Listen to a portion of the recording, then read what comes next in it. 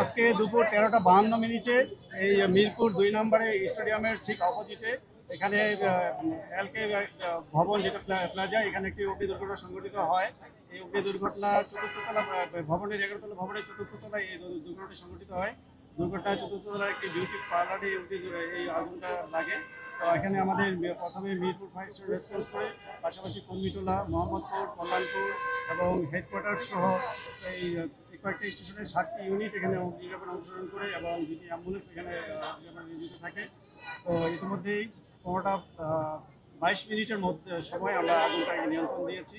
আপনারা দেখতে পাচ্ছেন যে এখন আমরা আগুনে কাজ করছি এবং ভবন যেহেতু একাধিক ভবনের ভেতরে প্রচুর ধোঁয়া রয়েছে। আমাদের টিম এখানে অনুসন্ধান কার্যক্রম পরিচালনা করছে।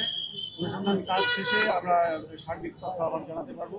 ইতিমধ্যেই আমরা এখানে উদ্ধার কাজ পরিচালনার মাধ্যমে 24 জনকে আমরা উদ্ধার করেছি। এর মধ্যে 14 জন পুরুষ এবং 10 জন মহিলা আমরা উদ্ধার করতে সক্ষম হয়েছি, যাদের মধ্যে একজন পুরুষকে এবং একজন মহিলাকে আমরা আনকনসিয়াস উদ্ধার করেছি। ইতিমধ্যে তাদেরকে সরাসরি হাসপাতালে প্রেরণ করা হয়েছে।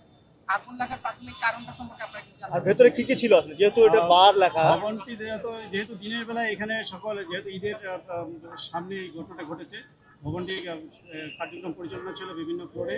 তো এটা বিউটি পার্লারে যে অগ্নিকাণ্ড সংঘটিত হয়েছে, আমরা আসার পরে এই ধরনের মালিক পক্ষকে বা ভবনের যে বিউটি পার্লার যারা ব্যবসা প্রতিষ্ঠান তাদেরকে আমরা এখনো পাই নাই। এই জন্য কীভাবে আগুনটা লেগেছে এটা আমরা ফাইন করতে পারি নাই। তবে এটার যে ইনভেস্টিগেশন হবে, ফায়ার ইনভেস্টিগেশন শেষে, তদন্ত শেষে আমরা বলতে পারবো যে আগুনের কারণটা কি ছিল। তবে বার লেখা আছে, গ্রাম বার, বারে আসলে কি ছিল ভিতরে? বিউটি পার্লার তো এটা যখন আগুন লেগে যায় পার্লারের পাশাপাশি বার ছিল, বার পুড়ে গিয়েছে ওই কক্ষগুলোতে। কেমিক্যাল দাহ্য পদার্থ বা অ্যালকোহল ছিল না, সেটা এখন আমরা বলতে পারছি না। তো বিউটি পার্লারে যে ধরনের প্রসাধনী সামগ্রী থাকে এখানেও সেটাই ছিল, অন্য কোনো কিছু আলামত আমরা এখনো পাইনি। এখন পর্যন্ত আমরা যেটা ধারণা করছি যে এটা বিউটি পার্লারই নাকি ছিল। তো এটা বার নাকি যেহেতু পুড়ে গিয়েছে সেজন্য আমরা সেটা ফাইন করতে পারি নাই।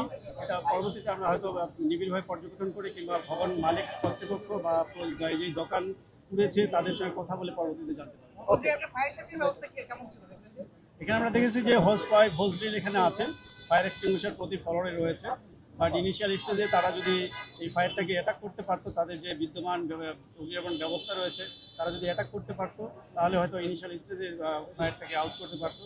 কিন্তু দুঃখের বিষয় যেটা ঘটে যে অগ্নিনির্বাপণ নিরাপত্তা ব্যবস্থা থাকলেও আমরা যারা ভবনে বসবাস করে, যারা অকুপাই, তারা আতঙ্কগ্রস্ত হয় এবং আগুনের সঙ্গে মিনিমাম ফাইট না করে তারা নিজেকে বাঁচানোর জন্য অবশ্যই নিজেকে বাঁচাতে হবে, এভাবে হতে হবে। পাশাপাশি যাদের সক্ষমতা রয়েছে তাদেরকে কিন্তু ফায়ার এক্সটিংগুইশার বা যে সকল ইনবিল্ট ফ্যাসিলিটিস আছে সেটা দিয়ে কিন্তু অগ্নিনির্বাপণ করার প্রচেষ্টা চালানো উচিত।